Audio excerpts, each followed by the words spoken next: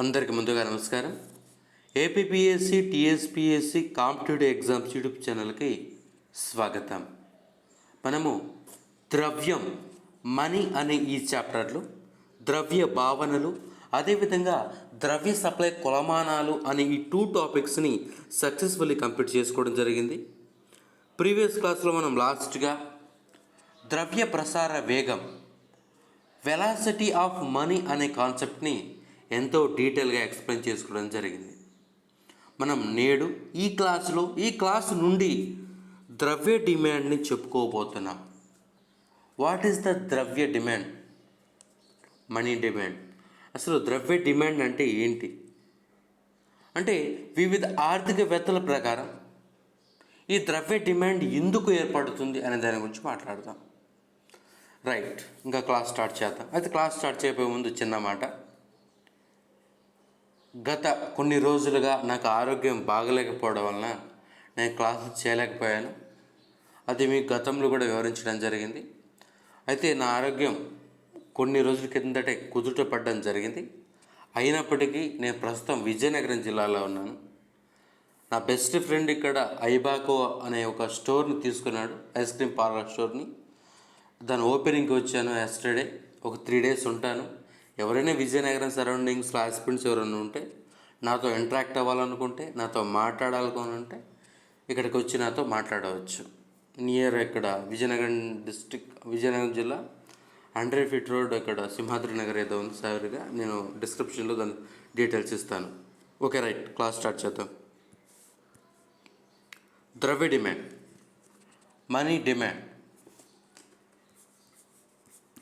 ద్రవ్య సప్లై కొలమానాలు ఇవన్నీ కూడా చెప్పడం జరిగింది. M1, M2, M3, M4 ద్రవ్యాల గురించి, ద్రవ్య ప్రసార వేగం గురించి కూడా మీకు చెప్పడం జరిగింది. ద్రవ్య డిమాండ్ అంటే, డిమాండ్ అంటే ఏంటి? ఒక వస్తువుని కోరుకోవడాన్ని డిమాండ్ అంటారు. అదేవిధంగా ద్రవ్య డిమాండ్ అంటే ఏంటి? అంటే డబ్బును కోరుకోవడం. అంటే మీరైనా, నేనైనా, మరొకరు ఎవరైనా కానీ డబ్బును కోరుకుంటారు కదా, దాన్ని ద్రవ్య డిమాండ్ అంటారు. అసలు ప్రజలు డబ్బును ఎందుకు కోరుకుంటారు అంటే, ద్రవ్య డిమాండ్ అంటే ఏంటి? ప్రజలు తమ వద్ద నగదు రూపేణ ఉంచుకోవాలన్న కోరికని, ధనాన్ని నగదు రూపేణ ఉంచుకోవాలన్న కోరికని ద్రవ్య డిమాండ్ అంటారు. అసలు ఈ ప్రజలు డబ్బుని తమ దగ్గర ఎందుకు ఉంచుకోవాలనుకుంటారు అనే దాని గురించి వివిధ కారణాలతో వివిధ ఆర్థికవేత్తలు వివిధ రకాలుగా చెప్పారు. వాటి గురించి మాట్లాడదాం. ద్రవ్య డిమాండ్ సిద్ధాంతాలను 4 రకాలుగా చెప్పవచ్చు. 1, సాంప్రదాయవాదుల ద్రవ్య డిమాండ్ సిద్ధాంతము, నవ్య సాంప్రదాయ ద్రవ్య డిమాండ్ సిద్ధాంతము, కీన్స్ ద్రవ్య డిమాండ్ సిద్ధాంతము, అదేవిధంగా కీన్స్ తర్వాత వివిధ ఆర్థికవేత్తల యొక్క ద్రవ్య డిమాండ్ సిద్ధాంతము. ఈ రకంగా 4 రకాల ద్రవ్య డిమాండ్ సిద్ధాంతాలు ఉంటాయి. మనం ఈ క్లాస్లో సాంప్రదాయవాదులు, అదేవిధంగా నవ్య సాంప్రదాయవాదులు, అదేవిధంగా కీన్స్, జేఎం కీన్స్ యొక్క వారి యొక్క డిమాండ్, వారి యొక్క సూత్రాలని, వారి యొక్క థియరీల గురించి మాట్లాడుకోవడం జరుగుతుంది. చాలా ఇంపార్టెంట్, జాగ్రత్తగా వినాలి. మొదట, ఇదివరకే చెప్పినట్టు ప్రజలు తమ వద్ద డబ్బును ఎందుకు ఉంచుకోవాలనుకుంటారు అది పక్కన పెడితే, అసలు ద్రవ్య డిమాండ్ అంటే ప్రజలు తమ దగ్గర డబ్బులు ఉంచుకోవాలనుకోవడం. మీ దగ్గర మీరు ఫర్ ఎగ్జాంపుల్ మీరు క్లాస్ వినేటప్పుడైనా కానీ మీ పాకెట్లో కానీ, మీ పర్సులో కానీ, మీ బీరువాలో కానీ, మరి మీ బ్యాంకులో కానీ డబ్బులు ఉంటాయి. ఎందుకు ఉంటాయి? మీకు డబ్బుతో ఏం అవసరం అనే దాని గురించి ఇక్కడ మనం మాట్లాడుకోవడం జరుగుతుంది. ఏ అవసరాల కొరకు డబ్బుని ప్రజలు ఆహ్వానిస్తారు, పెట్టుకుంటారు అందరి గురించి. మొదట, సాంప్రదాయ ద్రవ్య డిమాండ్ సిద్ధాంతం అంటే సాంప్రదాయవాదులు, సాంప్రదాయ ఆర్థికవేత్తలు ఉంటారు కదా, వారి ప్రకారము ఈ ద్రవ్య డిమాండ్ సిద్ధాంతం గురించి మాట్లాడదాం. ఈ సాంప్రదాయ ఆర్థికవేత్తల్లో ముఖ్యుడు ఫిషర్ అనే ఆర్థికవేత్త దీని గురించి ఒక మాట అయితే చెప్పడం జరిగింది. సాంప్రదాయ ఆర్థికవేత్తలో ద్రవ్య డిమాండ్లో భాగంగా ప్రజలు తమ దగ్గర డబ్బును ఎందుకు ఉంచుకుంటారు అనే దాని గురించి నేను ఒక మాట చెప్పడం జరిగింది. అదేంటో చూద్దాం. దీనిలో ఫిషర్ సిద్ధాంతం ముఖ్యమైనది.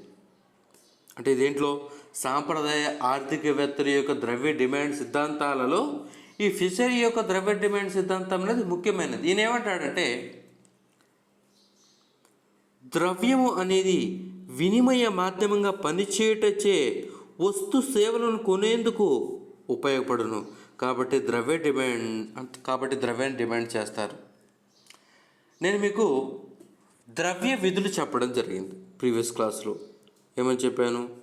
ద్రవ్య విధులు, ఫంక్షన్స్ ఆఫ్ మనీ, అంటే ద్రవ్యం అనేది ఏ రకమైన పనులు చేస్తుంది అనే దాని గురించి వీటిని క్యారెక్టరైజ్ చేసి ప్రాథమిక విధులు, అదేవిధంగా గౌణ విధులు.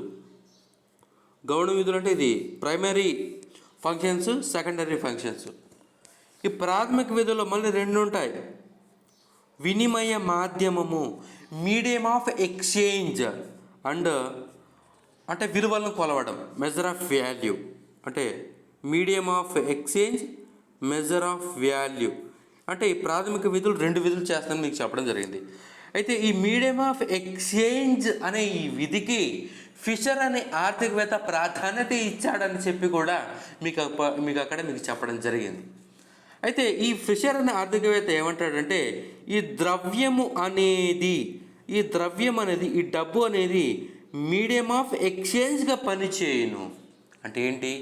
వినిమయ మాధ్యమంగా డబ్బు అనేది పనిచేయను. ఫర్ ఎగ్జాంపుల్, మనం ఏదైనా షాప్కి వెళ్తే మనకి ఏదైనా చాక్లెట్ కావాలన్నా, మనకి ఏదైనా బిస్కెట్ కావాలన్నా, మనకి ఏదైనా వస్తువు, పెద్ద పెద్ద వస్తువులు కావాలన్నా కానీ ఆ వస్తువుని మనం తీసుకోవడానికి మన దగ్గర ఉన్నటువంటి డబ్బును అతనికి ఇస్తాం. అంటే మన దగ్గర ఉండే డబ్బు వినిమయ మాధ్యమంగా ఉపయోగపడింది. అంటే ఈ డబ్బు ద్వారా నువ్వు డబ్బు అతనికి ఇచ్చి అతని దగ్గర వస్తువు నువ్వు తీసుకున్నావు.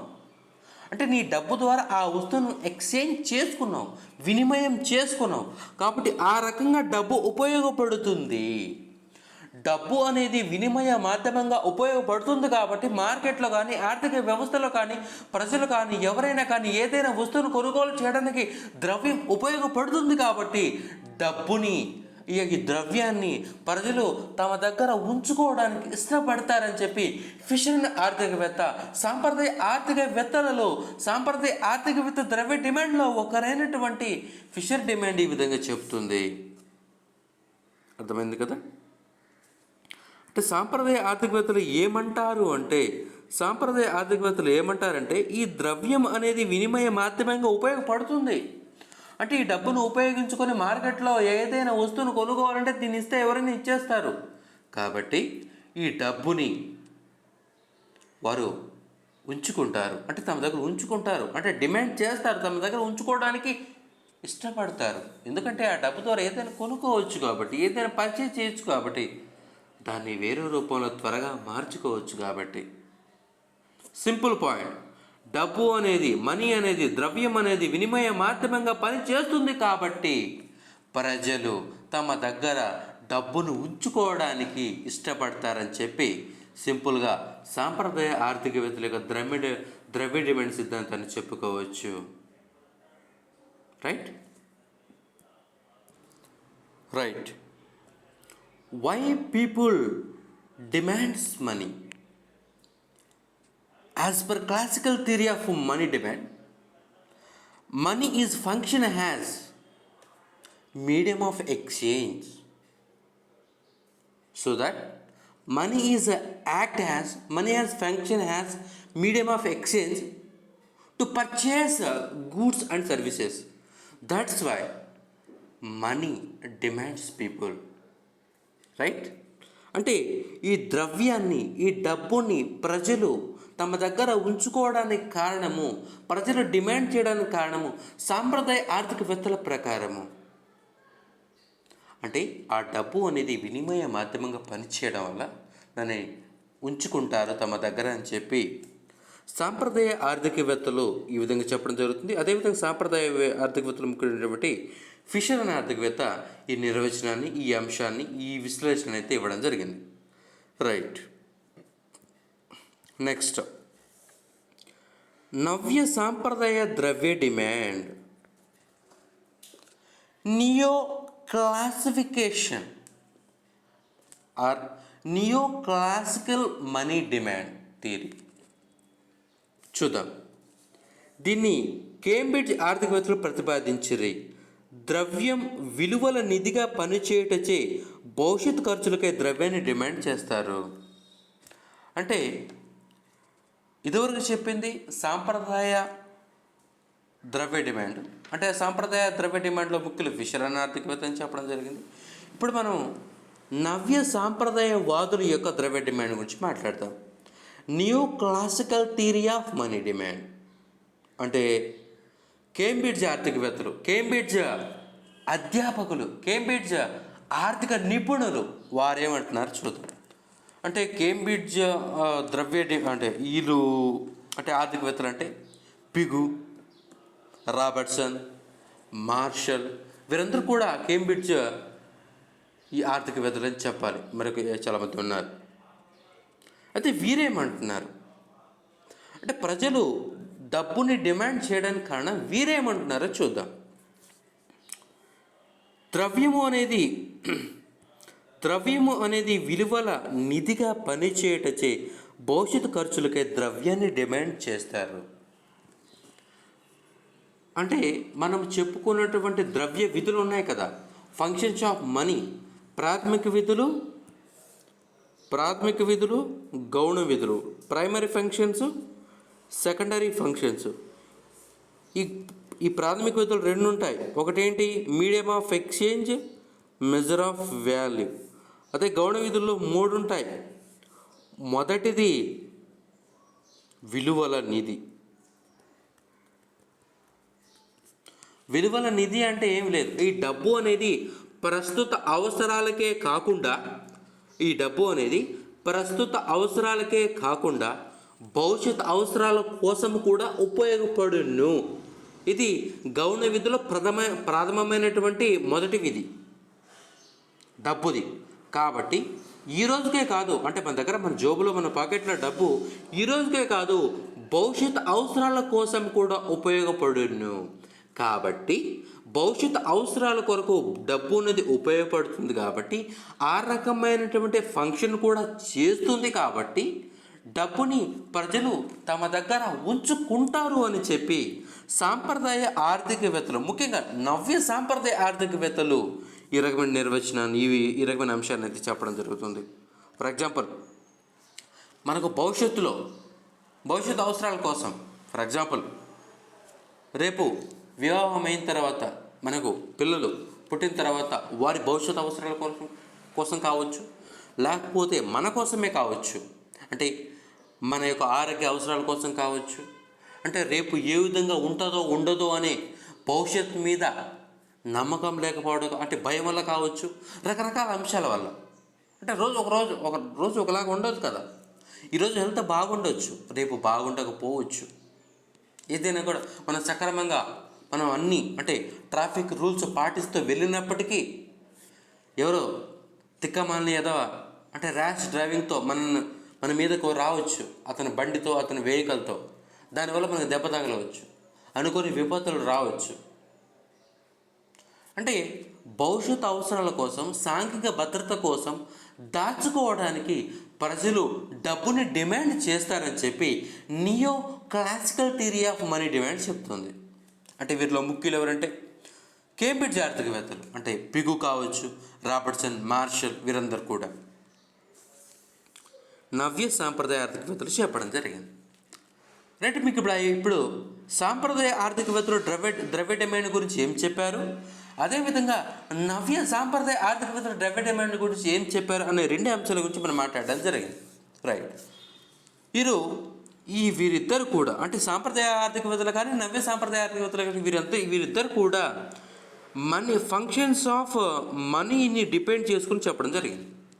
అంటే ఒకరేమో మీడియం ఆఫ్ ఎక్స్చేంజ్ దాన్ని చెప్పడం జరిగింది, ఒకటేమో స్టోర్ వాల్యూ, అంటే ఈ డబ్బుని భవిష్యత్ నిధిగా కూడా ఉపయోగించవచ్చు.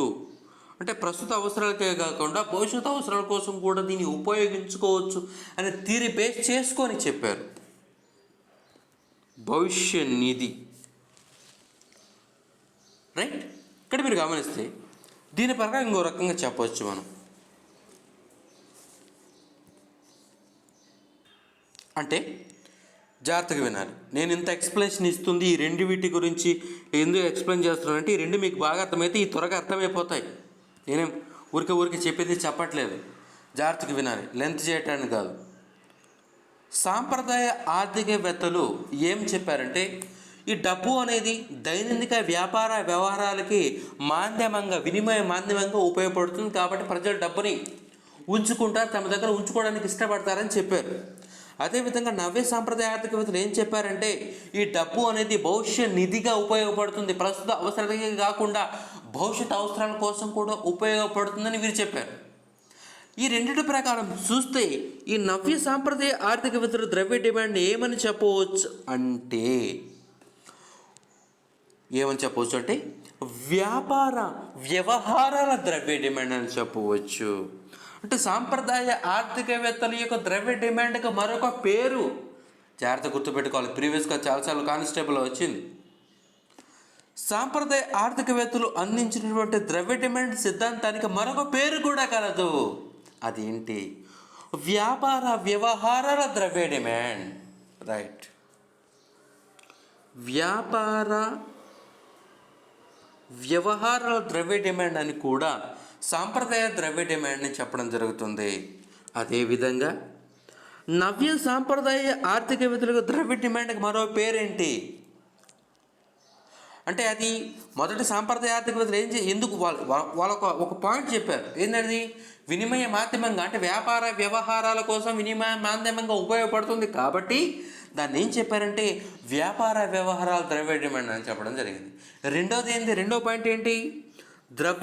విలువల నిధిగా ఉపయోగపడుతుంది, అంటే భవిష్యత్ అవసరాల కోసం ఉపయోగపడుతుంది కాబట్టి దీన్ని ఏమంటారంటే నగదు నిల్వల ద్రవ్య డిమాండ్. అంటే నగదు నిల్వ చేస్తాం కాబట్టి నగదు నిల్వల ద్రవ్య డిమాండ్. ఇవన్నీ కూడా ఈ బుక్లో లేవు, నేను చెప్తున్నాను. నగదు నిల్వల ద్రవ్య డిమాండ్ నేను చేత్తో రాస్తున్నాను, సరిగా నేను అది టచ్ పెన్ తీసుకురాలేదు.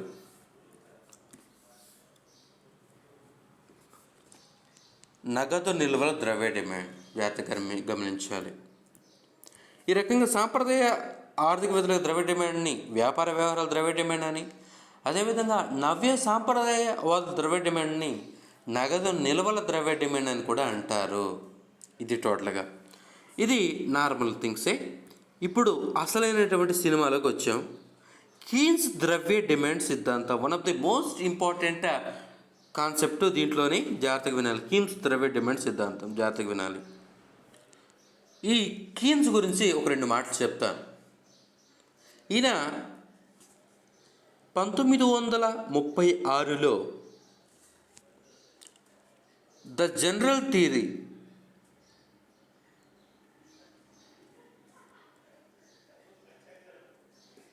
అనే గ్రంథాన్ని రాశాడు.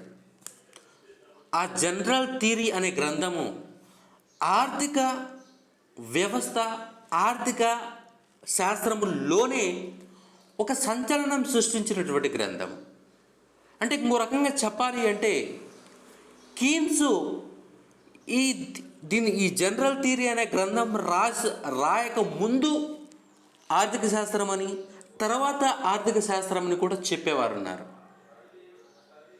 అంటే ఆర్థిక వ్యవస్థ మీద, ఆర్థిక శాస్త్రము, అర్థశాస్త్రం మీద జేమ్స్ కీన్స్ యొక్క ప్రభావం అనేది అత్యంత క్రియాశీలకంగా ఉంది. ఇంకొక మాట చెప్పాలంటే ఈ జేమ్స్ కీన్స్ అనే ఆయన కేంబ్రిడ్జ్ ఆర్థికవేత్తల్లో ఒకడైనటువంటి మార్షల్ యొక్క శిష్యుడు. అతని యొక్క స్టూడెంట్ ఈయన. జేమ్స్ కీన్స్ అనే ఆయన మార్షల్ యొక్క శిష్యుడు. అంటే ఈ మార్షల్ అనే ఆయన కూడా చాలా రకాలైనటువంటి సిద్ధాంతాలని ప్రతిపాదించాడు. అనేక రకాలైనటువంటి ఆయన కూడా చాలా గొప్ప ఆర్థికవేత్త. అయితే ఆయన ఆలోచనలన్నీ కూడా, ఆ మార్షల్ యొక్క, ఆ ఆర్థికవేత్త యొక్క ఆలోచనలన్నీ కూడా, సిద్ధాంతాలన్నీ కూడా కాస్త సాంప్రదాయకంగా క్లాసికల్గా ఉన్నాయి. అంటే పూర్వ సిద్ధాంతాల ఆధారంగానే ఉన్నాయి. అంటే ప్రస్తుతము మారుతున్నటువంటి పరిణామాలు, మారుతున్నటువంటి ఆర్థిక స్థితిగతులు తగ్గట్టు ఆయన యొక్క ఆర్థిక సిద్ధాంతాలు లేవు. అంటే కానీ జేమ్ కీన్స్కి ఆ ఆర్థిక సిద్ధాంతాల ప్రకారం నాకు అతనికి నచ్చట్లేదు. ఈయన వచ్చే కొద్దీ అంటే ఈయన ఆర్థిక శాస్త్రం మీద, అర్థశాస్త్రం మీద పరిజ్ఞానం పెంచుకునే కొద్దీ, పరిశోధన చేసే కొద్దీ మార్షల్ యొక్క సిద్ధాంతాలకి పూర్తిగా విభేదించాడు. పూర్తిగా విభేదించి స్వంతంగా 1936లో ద జనరల్ థియరీ అనే గ్రంథాన్ని రాశాడు. ఆ గ్రంథము అనేది ఒక సంచలనం. ఈ గ్రంథం గురించి కానీ ఈయన గురించి కానీ మనం ముందు ఇంకా ఎక్కువ చెప్పుకుంటాం. మానిటరీ పాలసీ, ఫిస్కల్ పాలసీ చెప్పేటప్పుడు ఈయన ప్రభావం ఎక్కువ ఉంటుంది అక్కడ. అంటే సాంప్రదాయ ఆర్థికవేత్తలు ఏమంటారంటే ప్రభుత్వ వ్యయం మంచిది కాదు, ప్రభుత్వం అనేది ఆర్థిక వ్యవస్థలో పాలు పంచుకోకూడదని చెప్తారు సాంప్రదాయ ఆర్థికవేత్తలు.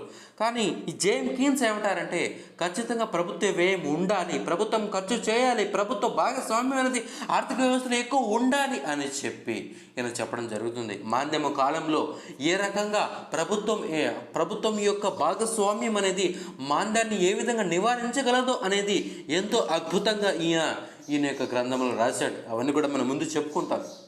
రైట్, ఇది ఈయన గురించి. రైట్, ఇక్కడ పాయింట్కి వద్దాం. కీన్స్ ద్రవ్య డిమాండ్ సిద్ధాంతం ఈయన గురించి చెప్తే ఈయన ఏమంటాడంటే కీన్స్ ప్రకారం ద్రవ్య వినిమయ సాధనంగా మాత్రమే కాకుండా విలువల నిధిగా కూడా ఉపయోగిస్తారు. కీన్స్ ప్రకారం ద్రవ్య డిమాండ్ ద్రవ్య అభిరుచిచే నిర్ణయించబడును. ద్రవ్య అభిరుచిని అంశాలపై ఆధారపడును, అంటే 3 అంశాలపై ఆధారపడును అంట. రైట్, ఈయన ఏమంటాడంటే సాంప్రదాయ ఆర్థికవేత్తలు ఏమంటారంటే ప్రజలు అనేవారు వారి యొక్క వ్యాపార వ్యవహారాల కోసం ఈ డబ్బు అనేది వినిమయ మాధ్యమంగా ఉపయోగపడుతుంది కాబట్టి ద్రవ్యాన్ని డిమాండ్ చేస్తారని. అదేవిధంగా నవ్య సాంప్రదాయ ఆర్థికవేత్తలు ఏమంటారంటే ఈ డబ్బు అనేది భవిష్య నిధిగా, విలువల నిధిగా ఉపయోగపడుతుంది కాబట్టి డబ్బుని వారు డిమాండ్ చేస్తారని చెప్పి వీరు చెప్పడం జరిగింది. ఈ కీన్స్ అని ఆయన ఏం చెప్తున్నాడంటే ఈ రెండింటిని కలిపి చెప్పాడు ఒక మాటలో చెప్పాలంటే. అంటే డబ్బు అనేది వినిమయ సాధనంగానే కాకుండా విలువల నిధిగా కూడా ఉపయోగపడుతుందని చెప్పి కీన్స్ అనే ఆయన సెలవించడం జరిగింది. దీనిలోనే భాగంగా ఈయన ఒక వ్యక్తి కానీ ప్రజలు కానీ మరి ఎవరైనా కానీ డబ్బుని తమ దగ్గర ఉంచుకోవాలి అనుకునే అంశాలు 3 ఉంటాయని, ఆ 3 అంశాల మీద ఆధారపడి ఉంటాయని నేను చెప్పడం జరిగింది. ఆ 3 ఏంటంటే దైనందిక వ్యవహారాల ఉద్దేశము, ముందు జాగ్రత్త కోసము, అంచనా వ్యాపారం కోసము. Transaction demand, precautionary demand, speculative demand. ఈ రకంగా 3 రకాలుగా చెప్పడం జరిగింది. మనము ఒక్కొక్క అంశం గురించి డీటెయిల్గా ఎక్స్ప్లెయిన్ చేసుకోవడం జరుగుతుంది. చాలా టైం పడుతుంది, జాగ్రత్తగా వినాలి. రైట్, మొదటిది దైనందిక వ్యవహారాల ఉద్దేశము, ట్రాన్సాక్షన్ డిమాండ్. దాని గురించి మాట్లాడదాం. మొదటిది ఏంది? వ్యవహారాలు ద్రవ్య డిమాండ్ అని కూడా రాయొచ్చు. మొదటిది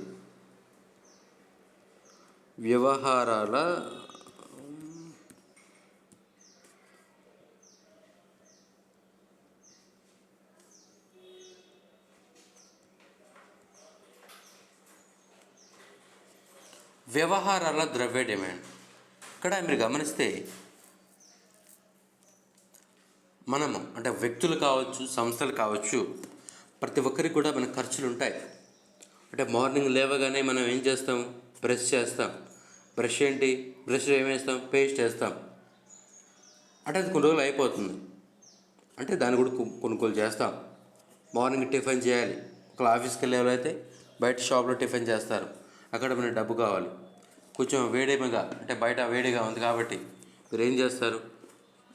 ఏదైనా జ్యూస్ షాపులు జ్యూస్ తాగుతారు. ఇదన్నీ మాటలు ఎందుకంటే వ్యక్తులు కానీ సంస్థలు కానీ వారికి రోజువారీ ఖర్చులు ఉంటాయి. అంటే ఈరోజు ఖర్చు ఏముండదా? ఉంటుంది. రేపు ఖర్చు ఉంటుంది, ఎల్లుండి ఖర్చు ఉంటుంది. ప్రతిరోజు వ్యక్తులు కానీ సంస్థలు కానీ ప్రతిరోజు వారికి ఖర్చులు ఉంటాయి. అంటే ప్రతిరోజు ఏముంటాయి? ఖర్చులు ఉంటాయి. ప్రతిరోజు ఖర్చులు ఉన్నట్లే ప్రతిరోజు ఆదాయం వచ్చినా అంటే ప్రతిరోజు నాకు ప్రతిరోజు ఖర్చులు ఉంటాయి, మీకు ప్రతిరోజు ఖర్చులు ఉంటాయి. మనకు ప్రతిరోజు ఖర్చులు ఉన్నప్పటికీ ప్రతిరోజు మనకు ఆదాయం వస్తుందా? రాదు కదా. అంటే ఒకరికి నెలకు రావచ్చు, అంటే ఏదైనా ఉద్యోగం ఉంటే మంత్లీ అతనికి వస్తుంది. ఏదైనా కూలీ పనులు చేసుకునే వాళ్ళకి, అంటే ఫర్ ఎగ్జాంపుల్ ఏదైనా కన్స్ట్రక్షన్ బిల్డర్స్, అంటే కూలీ వీళ్ళు బేల్దారి పనులు ఉంటారు, వాళ్ళకి వారానికి ఇస్తారు. డైలీ వేజర్స్ ఉంటారు, సారీ, అంటే ఏదైనా డైలీ వేజర్స్ ప్రతిరోజు పనికి వెళ్ళేవారు, వారికి అంటే డైలీ రావచ్చు. అంటే ఆదాయాలు రావడంలో వ్యత్యాసాలు ఉండొచ్చు. అంటే ఒకరికి నెలకు రావచ్చు, ఒకరికి 6 నెలలు రావచ్చు, ఒకరికి సంవత్సరానికి రావచ్చు, ఒకరికి రోజు రావచ్చు, ఒకరికి వారానికి రావచ్చు. అంటే ఆదాయాలని ఒక నిర్ణీత కాలంలో వస్తాయి, కానీ ఖర్చులు ప్రతిరోజు ఉంటాయి. రైట్. అంటే మార్నింగ్ మనం లేచినప్పటి నుంచి బ్రష్ కాడ నుంచి మనం రాత్రి పడుకునే బెడ్ వరకు, అంటే బెడ్ కావాలంటే మనకు పిల్లో కావాలి, బెడ్షీట్ కావాలి, అన్నీ కావాలి. ప్రతి ఒక్కటే మనం పర్చేస్ చేయాలి. ప్రతిరోజు మనకు ఏదో ఖర్చు ఉంటుంది. అంటే దైనందిక జీవితంలో ఒక వ్యక్తి చేయు ప్రతి వ్యవహారాలకు కూడా మనీ అవసరము. కాబట్టి డబ్బుని తన దగ్గర ఉంచుకోవాలని అనుకుంటారని చెప్పి కీమ్స్ తన మొదటిగా వ్యవహారాల ద్రవ్య డిమాండ్లో భాగంగా చెప్పడం జరిగింది. అంటే మీరు ఫర్ ఎగ్జాంపుల్ మీరు ఏదైనా కోచింగ్ సెంటర్కి వెళ్ళారు, మీ నాన్నగారు మీకు డబ్బు పంపించేశారు, మీకు అక్కడ మీరు ఉండే రూమ్ కానీ హాస్టల్ కానీ కట్టేశారు డబ్బులు, వారు మీకు భోజనం పెడుతున్నారు, ఇన్స్టిట్యూట్గా డబ్బులు కట్టేశారు, ఇన్స్టిట్యూట్ వాళ్ళు మీకు టీచింగ్ చెప్తున్నారు. కానీ సడన్గా మీకు పెన్ అయిపోయింది, సడన్గా మీరు రాస్తున్న బుక్కే అయిపోయింది. ఇప్పుడు మీరేం చేస్తారు? బుక్ పర్చేజ్ చేయాలా లేదా? పెన్ను పర్చేజ్ చేయాలా లేదా? పర్చేజ్ చేయాలంటే మీకు డబ్బు కావాలా లేదా? అంటే దైనందిక వ్యవహారాల కొరకు నీవేదైనా కొనాలి అంటే నీకు డబ్బు అవసరం. ఆ డబ్బుని కాబట్టి మీ నాన్న హాస్టల్ ఫీజుతో పాటు ఈ యొక్క కోచింగ్ ఫీజుతో పాటు నీ ఖర్చులు కూడా కొంత ఉంచుకోనాయనా అని ఇస్తారు. అంటే ఖర్చులు ఏంటి? ఇవే. అంటే బుక్కులో పెన్నులో, అంటే మనం ఖర్చు పెట్టే వేరనుకోండి, వేరే విషయం. Right. To meet a routine daily activity, అంటే మనం రోజు మనకు కావాల్సినటువంటి అవసరాలను ఎదుర్కోవడం కోసం మనం డబ్బు మన దగ్గర ఉంచుకుంటాం. రైట్. ఇక్కడ పాయింట్ వచ్చింది. అయితే ఈ వ్యవహారాల కోసం, వ్యవహారాలంటే ఏదైనా అంటే ఏదైనా పెద్ద పెద్ద ఆర్థిక మోతాదులే కాదు, నువ్వు కొనే పెన్ అయినా కావచ్చు, నువ్వు కొనే బుక్ కావచ్చు, నువ్వు కొనే చాక్లెట్ కావచ్చు, ఏదైనా వ్యవహారమే. ఏదైనా కానీ డబ్బు ఉపయోగించి చేస్తావు కాబట్టి ఏదైనా ఆర్థిక వ్యవహారమే.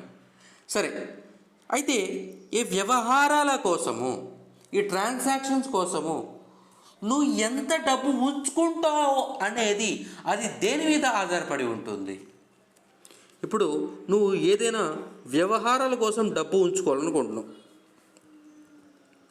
ఈ డబ్బు అనేది, మనీ అనేది నువ్వు ఎంత ఉంచుకుంటావు అనేది అది దేని మీద ఆధారపడి ఉంటుంది. రైట్. అంటే నీ ఖర్చుల మీద ఆధారపడి ఉంటుందా, నీ ప్రవర్తన మీద ఆధారపడి ఉంటుందా, లేకపోతే నీ ఆదాయం మీద ఆధారపడి ఉంటుంది? దేని మీద ఆధారపడి ఉంటుంది? అంటే నువ్వు దైనందిక జీవితంలో చేయు వ్యవహారాల ఖర్చులకు గాను నువ్వు ఉంచుకునే డబ్బు అనేది దేనిపైన ఆధారపడి ఉంటుంది అని అడుగుతున్నాను. అబ్జల్యూట్లీ నీ ఆదాయం మీద ఆధారపడి ఉంటుంది. నీకు ఎంతైతే ఆదాయం వస్తుందో దాన్ని బట్టే నువ్వు ఉంచుకుంటావు. ఫర్ ఎగ్జాంపుల్, మీ నాన్న మీరు కోచింగ్ సెంటర్లో కోచింగ్ తీసుకుంటూ ఉన్నారు, నెలకు 10,000 పంపిస్తున్నాడు మీకు. అంటే మీ కోచింగ్ అంటే అన్ని మీ ఖర్చుల కోసం 10,000 రూపాయలు పంపిస్తున్నారు. మీ దగ్గర ద్రవ్య డిమాండ్ ఎంత ఉంటుంది? అంటే ఎక్కువే ఉంటుంది. అంటే మీ అవసరాలు పోగా మీరు భవిష్యత్తు, అంటే మీ తర్వాత రోజు రేపు ఎక్కువ ఉంటుంది. అంటే మీ దగ్గర ఆదాయం పెరిగే కొద్దీ మీ యొక్క ద్రవ్య డిమాండ్ అనేది పెరుగుతుంది. రైట్. అంటే మీ దగ్గర డబ్బు ఎంత ఉంచుకుంటున్నారు అనేది దేని మీద ఆధారపడి ఉంటుంది? ఆదాయం పైన ఆధారపడి ఉంటుంది. ప్రజలు అనేవారు వారి వ్యవహారాల కోసం తమ దగ్గర ఎంత ద్రవ్య డిమాండ్ ఉంచుకుంటారు అనేది వారి ఆదాయం పైన ఆధారపడి ఉంటుంది. జాగ్రత్తగా గమనించాలి. అంటే నీ ఆదాయం పెరిగితే నీ అంటే నీ వ్యాపార వ్యవహారాలు పెరుగుతాయి. ఫర్ ఎగ్జాంపుల్, మీ నాన్నగారు 10,000 పంపిస్తున్నారు అంటే మీరు ఎక్కువ ఖర్చు చేస్తారు. మీ నాన్న 5,000 పంపిస్తున్నారు, ఖర్చు తగ్గిస్తారు. 3,000 ఇంకా తగ్గిస్తారు, 2,000 తగ్గిస్తారు, 10,000 తగ్గిస్తారు, 500 అసలు పెట్టరు. అంటే మీ ఆదాయం పైన మీ యొక్క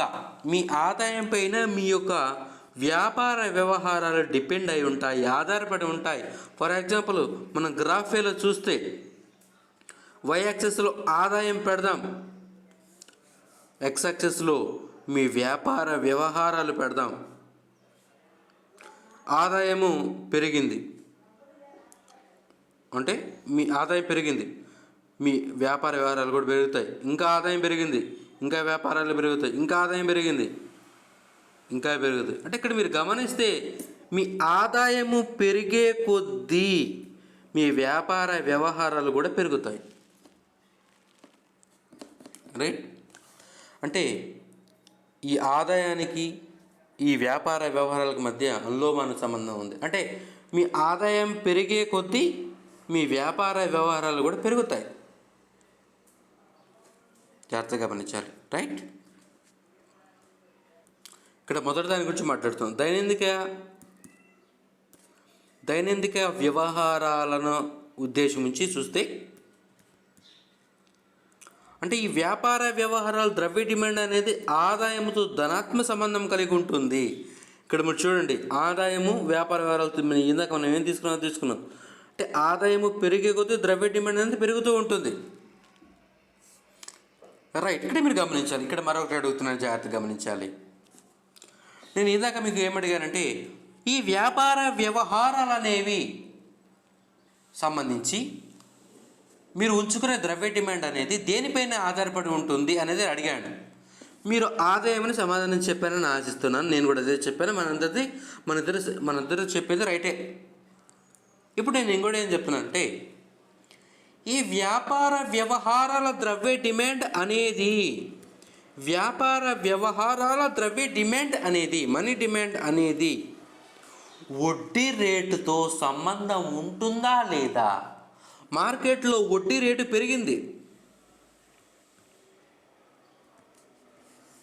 అప్పుడు మన దగ్గర అంటే వ్యాపార వ్యవహారాల కోసం మన దగ్గర ఉన్నటువంటి ద్రవ్య డిమాండ్ పెరుగుతుందా తగ్గుతుందా? అదేవిధంగా వడ్డీ రేటు తగ్గింది, అప్పుడు మన దగ్గర ఉన్నటువంటి వ్యాపార వ్యవహారాల కోసం ఉంచుకున్నటువంటి ద్రవ్య డిమాండ్ తగ్గుతుందా పెరుగుతుందా? అంటే మన దగ్గర దైనందిక జీవిత వ్యవహారాల కోసం, అవసరాల కోసం ఉంచుకున్నటువంటి డబ్బు అనేది వడ్డీ రేటు పైన ప్రభావితము కాదు. ఎందుకు కాదంటే,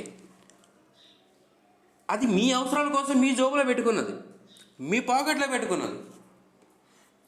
తర్వాత పెన్నో పుస్తకం అవసరం మీద కొనుక్కోవడానికి పెట్టుకున్నది ఆ డబ్బు. దాని మీద బ్యాంక్ వాడు, రిజర్వ్ బ్యాంక్ ఆఫ్ ఇండియా వాడు, మార్కెట్ వాడు ఏదైనా వడ్డీ పెంచితే తగ్గిస్తే నీకేం లాభం? నీ మీద ప్రభావం ఉండదు. అది నీ అవసరాల కోసం నువ్వు పెట్టుకున్నావు. రేపు ఏం అవసరం వస్తుందో, రేపు పెన్ను అవసరం వస్తుందో, బుక్ అవసరం వస్తుందో, ఏం అవసరం వస్తుందో తెలియక నువ్వు నీ జోబులో పెట్టుకున్నావు. దానికి వడ్డీ రేటుకి సంబంధం ఏముంది? కాబట్టి వ్యాపార వ్యవహారాల కోసం నీ దగ్గర ఉంచుకున్న ద్రవ్య డిమాండ్ అనేది వడ్డీ రేటుతో సంబంధం కలిగి ఉండదు. చూడండి, వ్యాపార వ్యవహారాల ద్రవ్య డిమాండ్ వడ్డీ రేటుతో సంబంధం కలిగి ఉండదు. ఇక్కడ వడ్డీ రేటు ఇచ్చాడు, వడ్డీ రేటు పెరుగుతుంది. వ్యాపార వ్యవహారాలు చూడండి, అంటే వ్యాపార వ్యవహారాలు ఏం తగ్గలేదు, పెరుగుతూనే ఉన్నాయి. అంటే దాంతో సంబంధం లేదు, ప్యారల్గా వెళ్ళిపోతున్నాయి. అది మీరు గమనించాలి. ఇక్కడ 2 పాయింట్స్ వ్యాపార వ్యవహారాల ద్రవ్య డిమాండ్ అనేది ఎంత ఉంచుకుంటున్నావు అనేది, నీ దగ్గర ఎంత డబ్బు ఉంచుకుంటున్నావు అనేది నీ ఆదాయం పైన ఆధారపడి ఉంటుంది.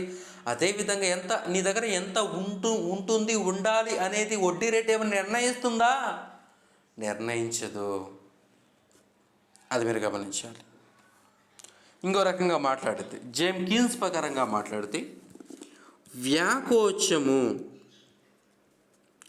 అవ్యాకోచము, ఎలాస్టిక్, నాన్ ఎలాస్టిక్, అంటే వ్యాకోచం అంటే ఏంటి అంటే ఫర్ ఎగ్జాంపుల్ మనం ఫిజిక్స్లో చదువుకున్నట్టు ఒక వినుమును అంటే ఏదైనా వేడి చేస్తే అది వ్యాకోచం చెందుతుందని మనం చదివింటాం. ఏదైనా మెటల్ని ఫర్ ఎగ్జాంపుల్ ఇనుముని ఐరన్ తీసుకుందాం. ఐరన్ని ఆ కొలిమిలో వేసి వేడి చేస్తే అది వ్యాకోచిస్తుంది. వ్యాకోచించినప్పుడు వాటి ద్వారా వివిధ రకాల పర్మిట్లు చేసుకుంటాం. అంటే వ్యాకోచం అంటే ఏంటి, అది సాగడం, ఎలాస్టిక్ నేచర్. అయితే ఇక్కడ వ్యాకోచం అది కాదు, స్పందన, రెస్పాన్స్. అంటే ఇక్కడ వ్యాకోచం అవ్యాకోచం బట్టి మాట్లాడితే వడ్డీ రేటు అనేది మనీ డిమాండ్ని యాజ్ పర్ డైలీ యాక్టివిటీ అంటే దైనందిక అవసరాల కోసం మనం చేసే ద్రవ్య డిమాండ్ అనేది వడ్డీ రేటుని అంటే ఈ వడ్డీ రేటు వల్ల ఇది వ్యాకోచం చెందుతుందా, చెందదు. దీని మీద ఎటువంటి ప్రభావం ఉండదు, అవ్యాకోచం చెందును. ఇది మీరు గమనించాలి. ఇది టోటల్గా వ్యాపార వ్యవహారాల ద్రవ్య డిమాండ్ గురించి మీకు అర్థమైందని ఆశిస్తున్నాను. నెక్స్ట్, ముందు జాగ్రత్త కోసము ప్రికాషనరీ డిమాండ్. భవిష్యత్ అవసరాల కోసము ఏం జరుగుతుందో తెలియక అంటే భవిష్యత్తులో ఆరోగ్యం సంబంధించిన ఏదైనా ఇబ్బందులు రావచ్చేమో, అనుకోని విపత్తులు రావచ్చేమో, అనుకోకుండా కరోనా లాంటి ఏదైనా పాండమిక్ రావచ్చేమో, అంటే తర్వాత నష్టాలు వస్తాయేమో, అంటే ఏదైనా వ్యాపారం చేస్తున్నప్పుడు. తర్వాత వృద్ధాప్యంలో అంటే మనం ఆ సంపాదించలేని స్థితిలో ఉండడానికి కావచ్చు, సాంఘిక భద్రత కోసం కావచ్చు, ఏదైనా కానీ పిల్లల భవిష్యత్తు కోసం కావచ్చు, రకరకాల అంశాలు. అంటే ఏదైనా కానీ భవిష్యత్ అవసరాల కోసము ముందు జాగ్రత్తగా దాచుకోవడం దాన్ని ముందు జాగ్రత్త ప్రికాషనరీ డిమాండ్ అంటారు. ప్రజలు వారికి ఉండే అవసరాల కోసము అంటే ఈ భవిష్యత్ అనేది ఒక అనిశ్చితితో కూడుకున్నది. ఈరోజు ఎలా ఉంటుందో ఈరోజు ఎలా ఉంటుందో రేపు అలా ఉండకపోవచ్చు, రేపు ఎలా ఉంటుంది అనేది ఈరోజు మనం చెప్పకపోవచ్చు. కాబట్టి భవిష్యత్ అనేది అనిశ్చితితో కూడడం వల్ల మానవుడు అనేవాడు తప్పకుండా భవిష్యత్ అవసరాల కోసం ముందు జాగ్రత్తగా కాస్త ద్రవ్యాన్ని డిమాండ్ చేస్తాడు. భవిష్యత్ అవసరాల కోసం నిల్వ చేయాలనుకుంటాడు ద్రవ్యాన్ని. అయితే ఒకటి గమనించాలి, ఇదివరకు నేను అన్నాను, దైనందిక వ్యవహారాల కోసము నీ దగ్గర ఎంత ద్రవ్య డిమాండ్ ఉంచుకుంటావు అనేది నీ ఆదాయం పైన ఆధారపడి ఉంటుంది. అదేవిధంగా ముందు జాగ్రత్త కోసము నువ్వు నీ దగ్గర ఎంత ద్రవ్య డిమాండ్ ఉంచుకుంటావు అనేది దేనిపైన ఆధారపడి ఉంటుంది, ఇది కూడా రెండిటిపైన ఆధారపడి ఉంటుంది. అది ఏంటంటే మనీ డిమాండ్ ఒకటి నీ పరపతి, రెండు ఆదాయం. పరపతి అంటే ఏంటి? పరపతి అంటే సీతమ్మ వాకిట్లో సిరిమల చెట్లు ప్రకాష్ రాజ్ లాగా నువ్వు ఉంటే, అందరితో మంచిగా అందరితో నవ్వుతూ వారి అవసరాలు తగ్గట్టు నువ్వు తీరుస్తూ ఉంటే నీకు పరపతి ఎక్కువ. నీకు అవసరం వస్తే 10 మంది నీ దగ్గరకు వస్తారు. నీకు ఏదైనా అనుకోకుండా ఏదైనా విపత్తు వస్తే 10 లక్షలు కావాలంటే 10 మంది 10 లక్షలు ఇచ్చేస్తారు. నీ పరపతి ఆ రకంగా ఉంటుంది. నీ పరపతి ఎక్కువ ఉంటే నువ్వు భవిష్యత్ అవసరాల కోసం ముందు జాగ్రత్త కోసం మనీ డిమాండ్ అనేది తగ్గుతుంది. రైట్, జాగ్రత్త గమనించాలి. నీ పరపతి ఎక్కువగా ఉంటే నీ భవిష్యత్ అవసరాల కోసం నువ్వు ఉంచుకునే ద్రవ్య డిమాండ్ తక్కువగా ఉంటుంది. నీ పరపతి తక్కువ అయితే నువ్వు పిల్లికి భిక్ష వేయని వాడివైతే పక్కవారి అవసరాన్ని, పక్కవారి ఇబ్బందులు, పక్కవారి సమస్యలని నాకెందుకు అనుకునేవాడివైతే నువ్వు తప్పకుండా ఎక్కువ పెట్టుకోవాల్సిందే. ఎందుకంటే నీ అవసరాలు వచ్చినా కానీ వాళ్ళు ఏమి రెస్పాండ్ అవ్వరు. జాగ్రత్త గమనించాలి. పరపతి అంటే నీ పరపతి మీద డిపెండ్ అయి ఉంటుంది. నువ్వు ఎంత ముందు జాగ్రత్త కోసం ఎంత దాచుకోవాలి అనేది నీ పరపతి మీద డిపెండ్ అయి ఉంటుంది. అదేవిధంగా నీ ఆదాయం పైన కూడా ఆధారపడి ఉంటుంది. నీకు ఎంత ఆదాయం వస్తే నువ్వు అంత దాచుకుంటావు. ₹1,00,000 వస్తున్నాయి నీ ఆదాయం అంటే 50,000 నువ్వు దాచుకుంటావు. 50,000 వస్తే 25,000, 25,000 వస్తే 10,000. ఆ రకంగా ఏదో నీ ఆదాయం బట్టి నువ్వు దాచుకోవడం ఉంటుంది. అదే నీ పరపతి పది కూడా ఆధారపడి ఉంటుంది. నాకు అవసరం వస్తే నా ఫ్రెండ్స్ ఉన్నారు, నా వెన్ను తట్టి నాకు అండగా ఉంటారు అని చెప్పేవారు నీకు ఉంటే నువ్వు దాచుకోవాల్సిన అవసరం లేదు. నీ పరపతి ఎక్కువ, నువ్వు ఫ్రెండ్స్ని పట్టించుకోకుండా వాడేమైపోతే నాకెందుకు, నా స్వార్థము నాకే ముఖ్యం అనుకుంటే రేపు అదే సమస్య నీకు కూడా ఎదురవుతుంది. ఈ సందర్భంగా మనం ఎత్తుకలు కూడా మాట్లాడుకుంటే ప్రతి ఒక్కరికి సహకరించాలి. భవిష్యత్తులో మనకు కూడా ప్రతి ఒక్కరికి సమస్యలు వస్తాయి, నాకు ఎప్పుడు రాదు అనుకోకూడదు. మన ఫ్రెండ్స్ కానీ, మన రిలేటివ్స్ కానీ, పక్కవారికి కానీ ఎవరికైనా సహాయం అవసరమైతే మీకు చేతనంత వరకు, అంటే మీకు చేతన అంటే మీకు ఆ డబ్బు లేకపోతే పక్కవాడి దగ్గర నుంచి అప్పు తెచ్చి ఇవ్వాల్సినంత అవసరం లేదు. మీ దగ్గర ఉంటే అప్పు ఇవ్వండి, లేకపోతే లేదు. రైట్, పక్కన పెడతారు, డిఫరెంట్ ఇష్యూ. అంటే మీ యొక్క పరపతి, అదేవిధంగా ఆదాయం పైన కూడా మీ యొక్క ద్రవ్య డిమాండ్, అంటే భవిష్యత్ అవసరాలకు వస్తుంది ద్రవ్య డిమాండ్ అనేది ఆధారపడి ఉంటుంది. అంటే ఒకటి గమనించాలి. ఇదివరకు నేను చెప్పాను, వ్యాపార వ్యవహారాల కోసం, దైనందిక వ్యవహారాల కోసం నువ్వు ద్రవ్యాన్ని డిమాండ్ చేస్తావు. దానితో వడ్డీ రేటుతో దానికి ఎటువంటి సంబంధం ఉండదు, వడ్డీ రేటుతో ఎటువంటి రిలేషన్ ఉండదు, వడ్డీ రేటు దానిపై ఎటువంటి ప్రభావం ఉండదని చెప్పడం జరిగింది. ఇప్పుడు కూడా నేనేం చెప్తున్నానంటే, ఈ యొక్క భవిష్యత్ అవసరాల కోసము అనేది నువ్వు దాచుకునే డబ్బు అనేది దానిపైన కూడా వడ్డీ రేటు ప్రభావం ఉండదు. అది మీరు గమనించాలి. అంటే మీరు ఇక్కడ అర్థం చేసుకోవాల్సిన అంశం ఏంటంటే, ఈ వ్యాపార వ్యవహారాల కోసం చేసే ద్రవ్య డిమాండ్ కావచ్చు, ముందు జాగ్రత్త కోసం చేసే ద్రవ్య డిమాండ్ కావచ్చు, ఈ రెండు ద్రవ్య డిమాండ్ అనేది వడ్డీ రేటుపై, అంటే వీటిపైన వడ్డీ రేటు ప్రభావం అనేది ఏమి ఉండదు. అదేవిధంగా ఈ రెండు అంశాల్లో కూడా నువ్వు ఎంత డబ్బు అనేది నీ కాడ పెట్టుకుంటున్నావు అనేది అది నీ ఆదాయం మీద ఆధారపడి ఉంటుంది. మొదటిదైతే ఆదాయం, ఈ రెండోదైతే నీ పరపతి మీద కూడా ఆధారపడి ఉండవచ్చు.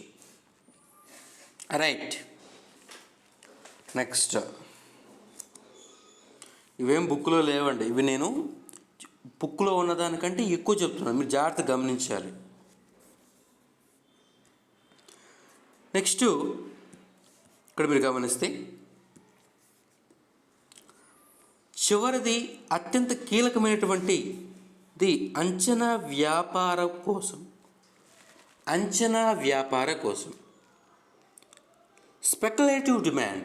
ఇప్పటివరకు మనం చెప్పుకుంది transaction demand and precautionary demand గురించి చెప్పుకోవడం జరిగింది. ఇప్పుడు స్పెక్యులేటివ్ డిమాండ్ గురించి మాట్లాడడం జరుగుతుంది. అంటే సాంప్రదాయ ఆర్థికవేత్తలు, అదేవిధంగా నవ్య సాంప్రదాయ ఆర్థికవేత్తలు ఇద్దరు ఏం చెప్పారో ఆ రెండు ఈయన చెప్పాడు ఏబీలలో. ఈయన కొత్తగా ఇంట్రడ్యూస్ చేసింది ఇదే అంచనా వ్యాపార ద్రవ్య డిమాండ్ అనేది జేమ్ కీన్స్ అని ఆయన నూతనంగా యాడ్ చేశాడు. అంటే ఈ రకంగా సాంప్రదాయ ఆర్థికవేత్తలు చెప్పిన దాంతో పాటు ఒక పాయింట్ ఎక్కువ చెప్పాడు.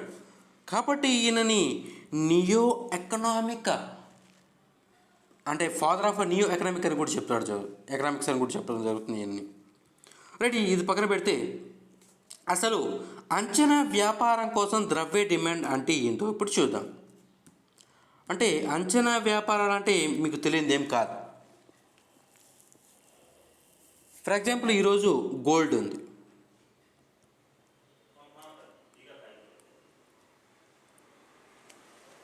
గోల్డ్ అనేది 10 గ్రాములు ఇప్పుడు ఫర్ ఎగ్జాంపుల్ ఒక 40,000 అనుకుందాం.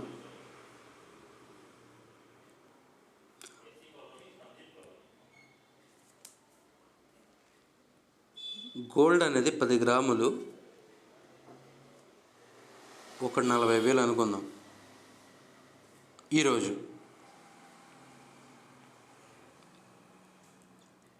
రేపు ఈ 10 గ్రాములు ఫర్ ఎగ్జాంపుల్ అనుకుందాం ఒక 20,000 తగ్గింది అనుకుందాం.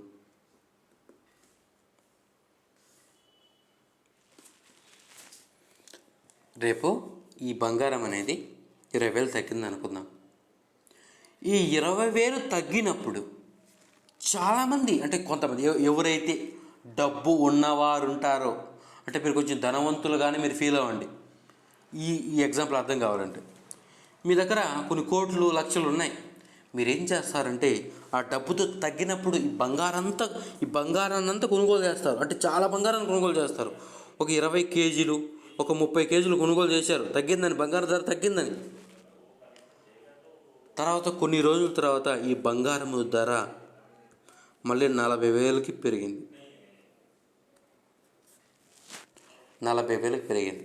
మీరేం చేస్తారు? 20 కేజీలు 30 కేజీలు మీరు కొన్నారు కదా, అది మీరు మళ్ళీ ఈ 40,000కి, అంటే ఆ 40,000 10 గ్రాములు 40,000 కాస్ట్తో మీరు ఆ యొక్క కాస్ట్తో మీరు అమ్మేస్తారు.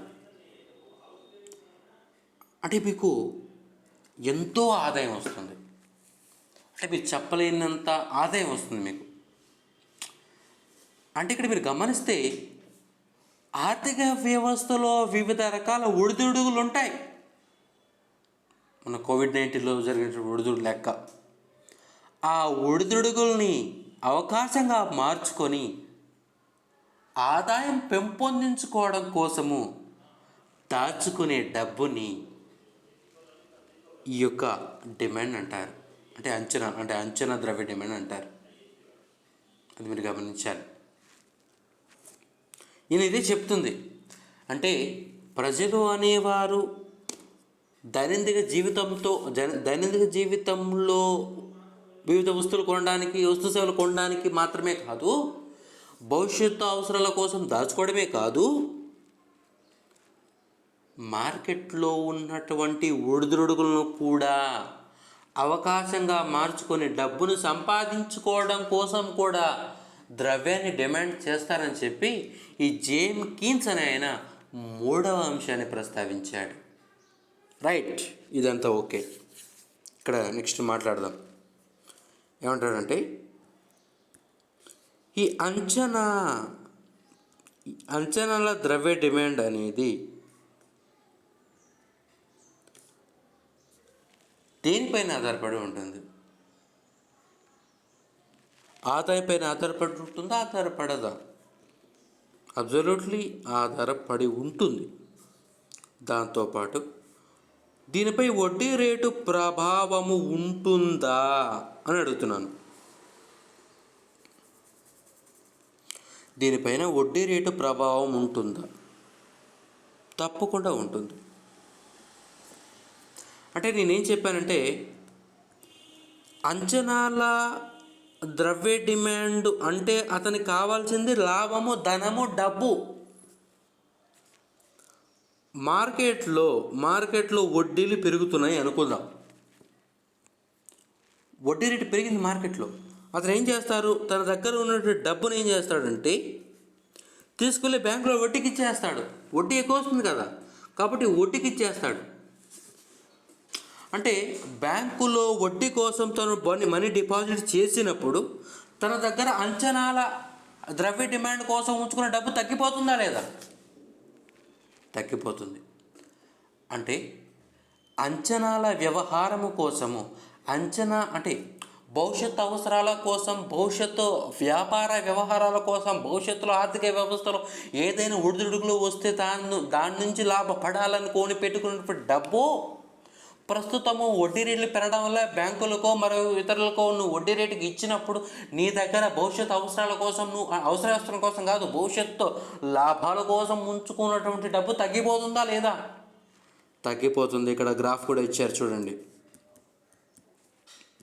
ఇక్కడ వడ్డీ రేటు ఉంది. ఇక్కడ ఎప్పుడైతే వడ్డీ రేటు పెరుగుతుందో ఈ సందర్భంలో నీ దగ్గర డబ్బు ఇంత ఉంటుంది. దాని తర్వాత తగ్గుతూ వన్ ఆఫ్ ది లీస్ట్గా అయిపోతుంది. అంటే మీరు గమనిస్తే స్పెక్యులేటివ్ మనీ డిమాండ్ అనేది ఆరిజిన్గా దిగిపోతుంది. అంటే ఎప్పుడైతే వడ్డీ రేటు పెరుగుతుందో అతని డబ్బులు వడ్డీ రేటుకి ఇచ్చేస్తాడు. తన దగ్గర క్రమేపీ తగ్గిపోతూ ఉంటుంది.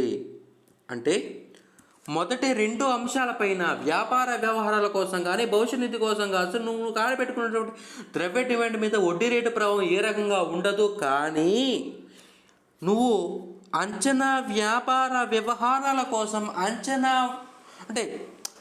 వ్యాపార ద్రవ్య డిమాండ్ కోసం నువ్వు పెట్టుకున్నటువంటి డబ్బు అయితే మాత్రం ఖచ్చితంగా వడ్డీ రేటు పైన ప్రభావం చెందుతుంది. ఇక్కడ చూడండి, వడ్డీ రేటు పెరిగితే ఆదాయం పెరుగుతుంది. సారీ,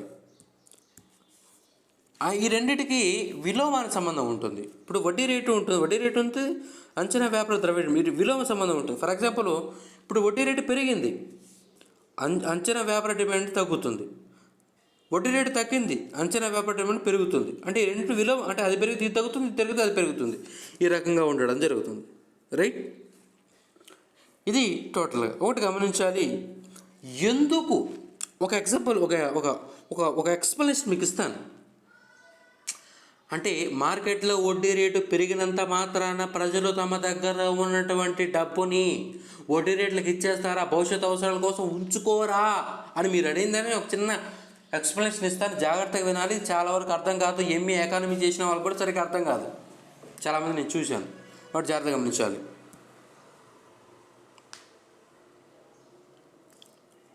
బాండ్ ఉంటుంది, బాండ్ రేట్ అనొచ్చు, బాండ్ ఈల్డ్ అనొచ్చు. బాండ్ రేటుకి వడ్డీ రేటుకి ఇన్వర్స్లీ ప్రపోర్షనల్, విలోమ సంబంధం ఉంటుంది. వడ్డీ రేటు ఎలాగో చూద్దాం. ఫర్ ఎగ్జాంపుల్, ఒక ఏ అనే వ్యక్తి దగ్గర ఒక 100 రూపాయలు ఉన్నాయి. పి అనే వ్యక్తి, జాగ్రత్తగా వినాలి, 100 రూపాయలు ఉన్నాయి. ఉన్నప్పుడు ఏ అనే వ్యక్తి ఏరే అతనికి అప్పు ఇచ్చాడు. ఫర్ ఎగ్జాంపుల్, నాకే అప్పు ఇచ్చాడు అనుకుందాం. అప్పిస్తే నేను ప్రతి నెల అతనికి మంత్లీ ఒక 2 రూపీస్ వడ్డీ ఇస్తున్నాను. ఈ బి అనే ఈయన ఒక బాండ్ కొన్నాడు, ఒక గవర్నమెంట్ బాండ్ కొన్నాడు. అతను కూడా మంత్లీ 2 రూపీస్ ఏమైంది, వడ్డీ వస్తుంది. జాగ్రత్తగా వినాలి. ఏబీలు ఇద్దరు ఉన్నారు, వారిద్దరి దగ్గర చెరి 100 రూపాయలు ఉన్నాయి. ఒక వ్యక్తి ఏమో ఇతరికి, అవతలవాడికి అంటే ఒక వ్యక్తికి ఏమో అప్పిచ్చాడు, మరో వ్యక్తి గవర్నమెంట్ బాండ్ కొన్నాడు. ఇద్దరికి సరి సమానంగా వడ్డీ నెలకు 2 రూపాయలు వస్తున్నాయి. కేస్ 1 ఏంటంటే, వడ్డీ రేట్లు అమాంతంగా పెరిగాయి మార్కెట్లో. వడ్డీ రేట్లు అమాంతంగా పెరిగాయి. ఈ అప్పిచ్చిన వాడికి ఏం జరుగుతుందంటే మంత్లీ 4 రూపీస్ వడ్డీ వస్తుంది. వడ్డీ రేట్లు పెరిగాయి, కానీ బాండ్ మీద ఎటువంటి, అంటే బాండ్ అంటే ఏంది, ఒక లీగల్ పత్రం. అది అంటే నీకు 2 రూపాయలు మాత్రమే వడ్డీ ఇస్తానని చెప్పి దాని మీద రాసి ఉంటుంది లిఖితపూర్వకంగా. అంటే అతనికి ఏమీ వడ్డీ పెరగదు. అంటే మార్కెట్లో వడ్డీ రేటు పెరిగినా బాండ్ మీద ఎటువంటి ప్రభావం చూపదు. అంటే ఇక్కడ ఏ అనేవాడికి వడ్డీ రేటు పెరగడం వల్ల మంత్లీ 4 రూపీస్ వడ్డీ వస్తుంది, కానీ బి అనేవాడికి 2 రూపీసే వస్తుంది. జాగ్రత్తగా గమనించాలి. ఇప్పుడు వడ్డీ తక్కువ వస్తుందని చెప్పి నువ్వు మార్కెట్లో ఈ బాండ్ని అమ్మాలనుకుంటున్నావు. అంటే నువ్వు 100 కొన్నావు, బాండ్ 100కి అమ్మాలనుకుంటున్నావు. 100 రూపాయలకి నువ్వు ఆ బాండ్ని అమ్మాలి అనుకుంటున్నావు. నా బాండ్ 2 రూపాయలు వస్తున్నాయి, మిగతా అప్పించినోడికి 4 రూపాయలు వస్తున్నాయని 100 రూపాయలకి అమ్మాలనుకుంటా. 100 రూపాయలకి ఎవడన్నా కొంటాడా? బుద్ధున్నాడు ఎవడు కొనడు. ఎందుకంటే ఆ 100 రూపాయలు ఏరేవాడికి ఎవడికన్నా అప్పిస్తే 4 రూపాయలు వస్తున్నాయి. అలాంటప్పుడు 100 రూపాయలు ఇచ్చి నీ దగ్గర ఆ బాండ్ని ఎందుకు కొంటాడు ఆయన? 2 రూపాయలకి, సారీ 2 రూపాయలు వడ్డీ వస్తున్నప్పుడు అతను 100 రూపాయలు పెట్టి ఎందుకు కొంటాడు? యాజ్ పర్ నీ ప్రకారంగా మాట్లాడితే ఈ 2 రూపాయలు వడ్డీ వస్తుందంటే బాండ్ రేట్ యాజ్ పర్ వడ్డీ రేట్ల ప్రకారం ఎంత? 50 రూపాయలే. అంటే అంటే వడ్డీ రేట్లు పెరిగే కొద్దీ బాండ్ రేటు తగ్గుతుంది. ఇందాక చెప్పాను. అంటే బాండ్ రేట్ అనేది ఇన్వర్స్లీ ప్రపోర్షనల్ టు వడ్డీ రేటు. అంటే వడ్డీ రేటు పెరిగే కొద్దీ బాండ్ రేటు తగ్గుతుంది. అంటే ఇక్కడ మీరు గమనిస్తే ఈ బాండ్ రేట్ అనేది, ఇక్కడ మీరు గమనించవచ్చు, ఈ బాండ్ రేట్ అనేది వడ్డీ రేటు పెరిగే కొద్దీ, ఇదివరకు చెప్పాను, ఒక వ్యక్తి ఏ అనే వ్యక్తి 100 రూపాయలు అప్పు ఇస్తే అతనికి 2 రూపాయలు వడ్డీ వస్తుందని చెప్పాను. అదేవిధంగా బి అనే వ్యక్తి 100 రూపాయలు పెట్టి బాండ్ కొన్నాడు. ఇతనేమో అప్పు ఇచ్చాడు, ఇతనేమో బాండ్ కొన్నాడు. ఇద్దరికి సరి సమానంగా వడ్డీ వస్తుంది. కానీ మార్కెట్లో ఆర్బీఐ సవరించిన వడ్డీ రేట్ల ప్రకారము ఏదైనా కానీ వడ్డీ రేట్లు పెరిగితే అప్పిచ్చిన వాడికి ఆటోమేటిక్గా మార్కెట్లో ₹4 వడ్డీ వస్తుంది. కానీ లీగల్ అథెంటికేషన్ వల్ల బాండ్ వాడికి మాత్రం ₹2 వడ్డీ వస్తుంది. అంటే అప్పు ఇచ్చిన వాడికి బాండ్ కొన్నవాడికి ఆదాయాలలో వ్యత్యాసాలు వస్తున్నాయి యాజ్ పర్ వడ్డీ రేట్స్ ప్రకారం. ఇక్కడ మీరు గమనిస్తే వడ్డీ రేటు పెరిగినప్పుడు ఆటోమేటిక్గా బాండ్ రేటు తగ్గుతుంది. అంటే వడ్డీ రేటు పెరిగినప్పుడు బాండ్ రేటు తగ్గినప్పుడు మార్కెట్లో బాండ్ రేట్లు కొనే వ్యక్తి యొక్క అంటే శాతం పెరుగుతుంది. ఫర్ ఎగ్జాంపుల్ కోవిడ్-19 క్రైసిస్లో చాలా కంపెనీస్ యొక్క సేల్స్ తగ్గిపోయాయి. చాలా కంపెనీస్ యొక్క సేల్స్ రేటు తగ్గిపోయినప్పుడు చాలామంది వ్యక్తులు షేర్స్ కొనడానికి ఎగబడ్డారు. చాలామంది షేర్స్ కొన్నారు. ఇప్పుడు కాస్త ఆర్థిక వ్యవస్థ కుదుట పడడంతో భారత ఆర్థిక వ్యవస్థ అనేది మొన్న 3వ త్రైమాసికం యొక్క జీడిపి వృద్ధి రేటు పెరగడంతో నెగిటివ్ నుంచి పాజిటివ్లోకి ఎగబాగడంతో షేర్స్ యొక్క రేట్లు కూడా పెరిగాయి. అంటే ప్రజలు అనేవారు అంచనా వ్యాపార వ్యవహారాల కోసం ద్రవ్యాన్ని తమ దగ్గర డిమాండ్ చేస్తారు. ఆ ద్రవ్య డిమాండ్ చేయడానికి కారణము భవిష్యత్ అవసరాల్లో ఆర్థిక వ్యవస్థలో వివిధ ఒడిదుడుకులు ఉంటాయి. ఆ ఒడిదుడుకుల్ని లాభంగా మార్చుకోవడం కోసం ప్రజలు అనేవి ద్రవ్యాన్ని డిమాండ్ చేస్తారు. ద్రవ్యాన్ని డిమాండ్ చేయడానికి ఇది ఒక మరో కారణం అని చెప్పి ప్రముఖ ఆర్థికవేత్త జేమ్ కీన్స్, మార్షల్ యొక్క శిష్యుడు అయినటువంటి జేమ్ కీన్స్ అనే ఆయన ఈ రకమైనటువంటి నిర్వచనాన్ని, ఈ రకమైనటువంటి విశ్లేషణ ఇవ్వడం జరుగుతుంది. మార్షల్ కూడా ఇచ్చాడు. మార్షల్ అనే ఆర్థికవేత్త కూడా కేంబ్రిడ్జ్ ఆర్థికవేత్త నవ్య సాంప్రదాయిక ద్రవ్య డిమాండ్ ఈ రకంగా నిర్వచనం ఇచ్చారు. ఆయన ఏమిచ్చాడంటే, ఈ కేంబ్రిడ్జ్ ఆర్థికవేత్తలో ఒకటైనటువంటి మార్షల్ ఆర్థికవేత్త కేవలము ఈ ద్రవ్యము అనేది వినిమయ మాధ్యమంగా మాత్రమే ఉపయోగపడుతుంది. కాబట్టి ఈ వినిమయ మాధ్యమంగా ఉపయోగపడుతుంది, భవిష్యత్ అవసరాల కోసం మాత్రమే ఉపయోగపడుతుంది. కానీ అది ఆర్థిక వ్యవస్థలో ఒడిదుడుకుల్ని నివారించుకోవడం కోసము, లాభంగా మార్చుకోవడం కోసం అనే అంశాన్ని అతను ప్రస్తావించలేదు. కాబట్టి ఈ జేమ్ కీన్స్ అనే ఆయన తన యొక్క గురువైనటువంటి మార్షల్ని విభేదించి ఈ నూతన సిద్ధాంతాన్ని ప్రతిపాదించాడు. ఇది టోటల్గా జేమ్ కీన్స్ యొక్క 3 రకాలైనటువంటి దైనందిక వ్యవహారాల ఉద్దేశము, ముందు జాగ్రత్త ఉద్దేశము, అంచనా వ్యవహారాల ఉద్దేశం. ఇది టోటల్. ఇక్కడ మీరు గమనిస్తే దైనందిక వ్యవహారాల డిమాండ్, ముందు జాగ్రత్త కోసం చేసే డిమాండ్ ఆదాయంపై ఆధారపడి ఉంటుంది. ఇక్కడ మీరు ఎప్పుడైనా గమనించాలి, transaction money demand is equal to ఈ ఫంక్షన్ ఆఫ్ వై అంటే ఆదాయము. ఇక్కడ మీరు ఎప్పుడైనా గమనించాలి, ఈ బ్రాకెట్లో అనేది ఇండిపెండెంట్, ఈ బ్రాకెట్లు బయట ఉండేది ఇండిపెండెంట్. అంటే ఈ ఆదాయం పైన ఇది ఆధారపడి ఉంటుంది. అంటే నీ ఆదాయం ఎంతైతే పెరుగుతుందో దాన్ని బట్టి నీ దైనందిక వ్యవహారాలు పెరుగుతాయి. నెక్స్ట్ ఇక్కడ చూడండి, M is equal to speculative demand is equal to FI. FI అంటే ఇంట్రెస్ట్. అంటే ఇంట్రెస్ట్ మీద ఆధారపడి ఉంటుంది, అంటే వడ్డీ రేటు మీద ఆధారపడి ఉంటుందని చెప్పాను నేను మీకు. అంచనా వ్యాపార వ్యవహారాలని వడ్డీ రేటు మీద ఆధారపడి ఉంటుంది. మీరు మొత్తాన్ని కంబైన్ చేస్తే, అంటే మొత్తం మనీ డిమాండ్ కంబైన్ చేస్తే, మనీ డిమాండ్ కంపేర్ చేస్తే ఫంక్షన్ ఆఫ్ అంటే వై అంటే ఆదాయము మైనస్ ఆదాయం ఇంటూ ఇంట్రెస్ట్ రేట్, ఈ రెండింటి మీద ఆధారపడి ఉంటుంది ద్రవ్య డిమాండ్. ఇది సాంప్రదాయవాదుల ప్రకారము, నవ్య సాంప్రదాయాల ప్రకారం, కీన్స్ ద్రవ్య డిమాండ్ సిద్ధాంతం ప్రకారము ప్రజలు ద్రవ్యాన్ని ఎందుకు డిమాండ్ చేస్తారు అనే దాని గురించి చెప్పడం జరిగింది. మనం నెక్స్ట్ క్లాస్లో మనము వివిధ ఆర్థికవేత్తలు ద్రవ్య డిమాండ్ సిద్ధాంతాల గురించి ఏ రకంగా చెప్పారనే దాని గురించి మనం నెక్స్ట్ క్లాస్లో డిస్కస్ చేయడం జరుగుతుంది. జాగ్రత్తగా గమనించాలి. ఇది టోటల్గా నేను ఎందుకు ఇంత టైం తీసుకున్నానంటే, ఇది కొంచెం అర్థం కాని అంశము, అంటే చాలా ఇంపార్టెంట్ అంశం కూడా. మీరు ఎక్కువ దీన్ని గుర్తుంచుకోవాల్సిన అవసరం ఉంటుంది. ఇది టోటల్గా ద్రవ్య డిమాండ్ అనేది ఒక పార్ట్గా చెప్పవచ్చు. మనం నెక్స్ట్ కీన్స్ తర్వాత వివిధ ఆర్థికవేత్తలు చెప్పారు వివిధ ద్రవ్య డిమాండ్ల గురించి, వాటి గురించి మాట్లాడదాం. ఏమైనా డౌట్స్ ఉంటే కింద కామెంట్ సెక్షన్ కామెంట్ చేయండి, నేను రిప్లై ఇస్తాను. ఏదైనా పెద్ద డౌట్ అయితే నేను నెక్స్ట్ క్లాస్లో నేను ఎక్స్ప్లెయిన్ చేస్తాను. చాలా వరకు నేను డీప్గానే డెప్త్గానే ఈజీగానే ఎక్స్ప్లెయిన్ చేయాలని అనుకుంటున్నాను. ఏం డౌట్ రాదని కూడా ఆశిస్తున్నాను. రైట్, మీరు ఫస్ట్లో చెప్పినట్టు ఎవరైనా డౌట్ ఏదైనా కలవాలి, మాట్లాడుకోవాలి, ఏదైనా డౌట్స్ ఉన్నాయి అంటే సరౌండింగ్స్లో ఉన్న వాళ్ళు ఎవరైనా ఉంటే, విజయనగరం డిస్ట్రిక్ట్ జిల్లాలో ఊర్లో ఉన్నాను, ఎవరైనా ఈ పరిసర ప్రాంతాల్లో ఎవరైనా ఉంటే మాట్లాడవచ్చు. మళ్ళీ టుమారో నేను వెళ్ళిపోతాను Prakasam district. Right. Thank you very much for watching. Thank you. తప్పకుండా వీడియో లైక్ చేయండి, ప్రతి ఒక్కరికి షేర్ చేయండి. Thank you very much for watching. Thank you. ప్రతి ఒక్కరికి కూడా తప్పకుండా షేర్ చేయండి. క్యాలెండర్ కూడా వస్తుందని అంటున్నారు, వస్తుంది తప్పకుండా.